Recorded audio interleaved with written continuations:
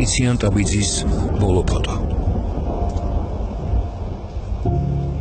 ტიციან ტაბიძემ უკანასკნელი ფოტო დახვრეტამდე თითქმის 2 თვით ადრე გადაიღო. Პირზე უცნობმა ფოტოგრაფმა ტიციან ტაბიძე, მიხეილ თუმანიშვილი და ალექსანდრე სიგუა აღბეჭდა. ალექსანდრე სიგუა პოეტთან, მწერალთან, ცისფერ ყანწელთა ლიტერატურული ჯგუფის და ამავე სახელწოდების ჟურნალის დამფუძნებელთან უკანასკნელ შეხვედრასა და ბოლო ფოტოს გადაღების ამბავს ასე იხსენებს. 1927 წელს ტიციან ტაბიძე პუშკინის საიუბილეო კომიტეტის პასუხისმგებელი მდივანი იყო. თავმჯდომარე ფილიპე მახარაძე იყო, მაგრამ ის არ ერეოდა საიუბილეო კომიტეტის მუშაობაში და ძირითადად ტიციანს უხდებოდა ყოველგვარი საკითხის მოგვარება, რომელიც კი პოეტის იუბილესთან იყო დაკავშირებული.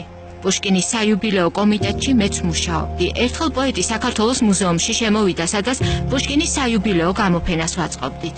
საშა მითხრა ტიციანმა, ერთი ფოტოგრაფს დაუძახე და მიხეილ თუმანიშვილსაც მოვიდეს და ერთი სურათი გადავიღოთ. ეს იყო ტიციანის უკანასკნელი სურათი და უკანასკნელი მოსვლა საიუბილეო კომიტეტში. აღნიშნავს ალექსანდრე სიგუა საკუთარ ჩანაწერებში. საქართველოს ეროვნულ არქივში საბჭოთა მწერლების კავშირის პრეზიდიუმის იმ სხდომის ოქმიც ინახება, სადაც პრეზიდიუმის წევრებმა ტიციანის მწერალთა კავშირიდან გარიცხვის გადაწყვეტილება მიიღეს. ოქმი ნომერი 8. არც თავის წერილობით განცხადებაში და არც პრეზიდიუმის ამ სხდომაზე წარმოთმულ სიტყვაში ტიციან ტაბიძემ არ ისურვა ეთქვა სიმართლე და ბოლომდე განაგრძო თვალთმაქცობა.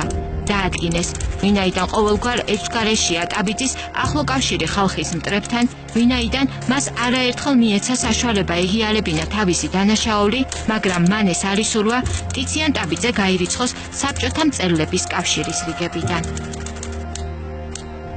გარიცხეს. სხდომა 1927 წლის 8 ოქტომბერს გაიმართა.